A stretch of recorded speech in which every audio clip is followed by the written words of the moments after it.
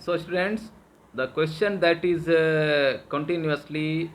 running and going forward, and the question was that what is the role of political parties in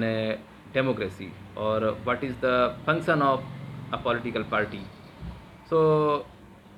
the answer of this question is continuing, and we have already discussed about 4 or 5 points, and now today's point and the role of political parties is that the political parties form and run the government. And already you have discussed a point that contest the elections or participation in the election is a main function, or the main objective of the political parties. So the political parties contest the elections, participate in the any election, and after winning the election, when a political party win the election in majority, means their candidates are in majority than the other political parties, then this will give the opportunity and possibility to form the government by that party.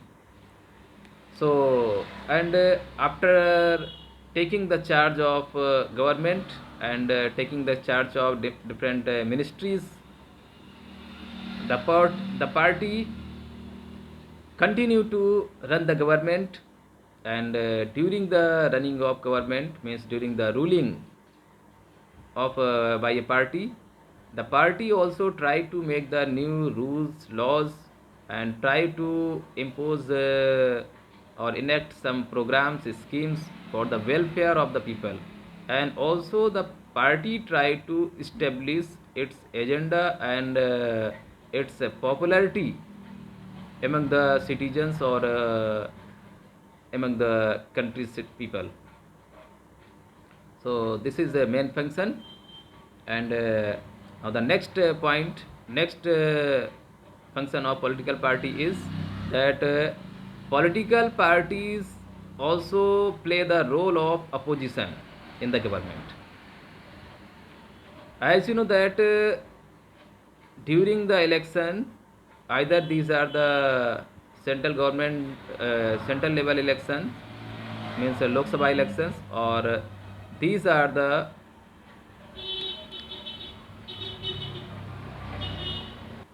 state, these are the state assembly elections.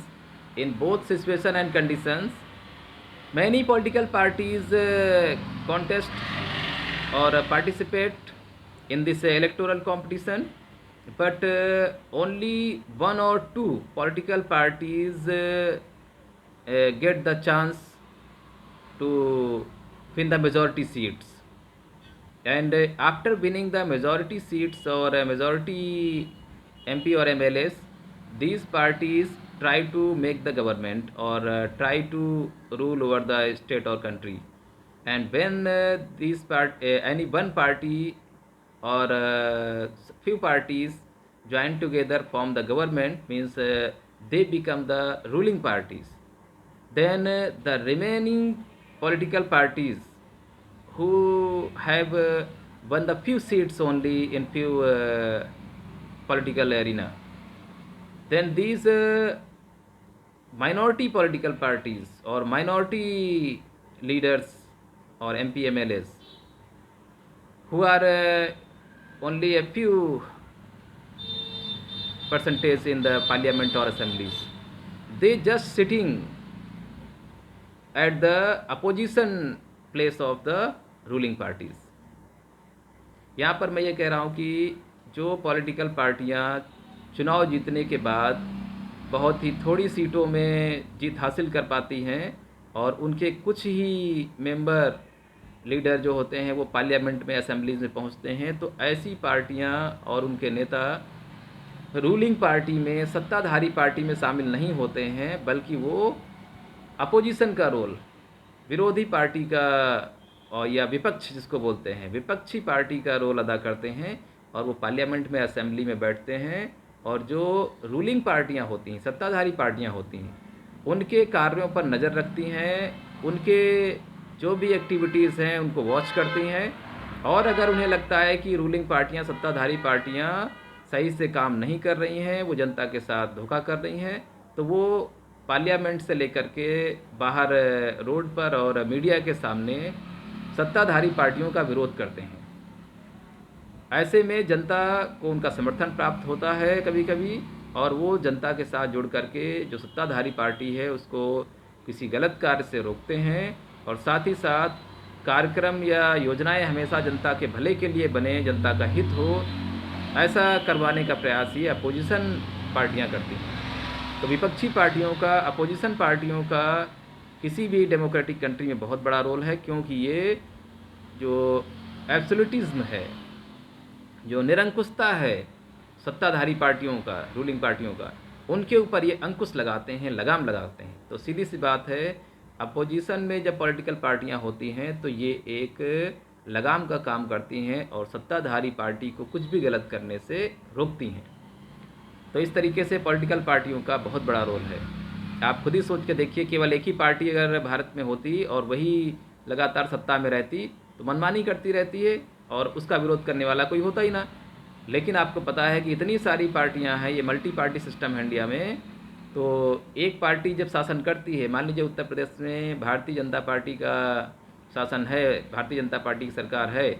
तो Bharatiya Janata party जब भी कोई गलत कदम उठाती है या उसका कोई लीडर कुछ जनता के खिलाफ जा कर के कुछ काम करता है, तो चाहे वो समाजवादी पार्टी हो, बहुजन समाज पार्टी हो या कांग्रेस पार्टी हो, इसके नेता और ये पार्टियां भारतीय जनता पार्टी की गलत नीतियों का, गलत कार्यक्रमों का विरोध करते हैं। इससे जनता को क्या होता है, सहयोग मिलता है इन अपोजिशन पार्टियों का। तो ये भी अपोजिशन का रोल बहुत इम्पॉर्टेंट है। अब एक पॉइंट और बच रहा, उसको भी मैं क्लियर कर देता हूँ। The political parties also give the shape to the opinion of the people और पब्लिक ओपिनियन। ये राजनीतिक पार्टियां जनता की इच्छाओं का, उनके आगे जो डिमांड हैं, नीड्स हैं, रिक्वायरमेंट्स हैं सिटीजन्स की, उसको फुलफ़िल करने का और जनता की ओपिनियन को, विचारों को पार्लियामेंट में रखने का या असेंबलीज़ में रूलिंग पार्टी के समक्ष रखने का भी काम करती हैं। तो आप अल्टीमेटली कह सकते हैं कि राजनीतिक पार्टियां ही जनता के विचारों का सम्मान करके, उसके आधार पर आंदोलन करके या सरकार बनने के बाद कोई कानून बना करके जनता की उन इच्छाओं का वो क्या करते हैं, पूर्ति करते हैं। और एक last point, the political parties access to government machinery and welfare schemes. राजनीतिक पार्टियां ही क्या करती हैं, वास्तव में देखा जाए तो ये सरकार के रूप में ही कार्य करती हैं। जब राजनीतिक पार्टी चुनाव जीत करके सत्ता में आती है, रूलिंग करती है, तो वास्तव में देखा जाए तो पॉलिटिकल पार्टी ही रूल करती है इनडायरेक्टली। तो ये गवर्नमेंट की मशीनरी के रूप में काम करते हैं, और साथ ही साथ पब्लिक वेलफेयर के जो प्रोग्राम है, स्कीम है, उनको भी लॉन्च कर और उसके माध्यम से जनता का हित साधने का काम ये पॉलिटिकल पार्टियां करती हैं।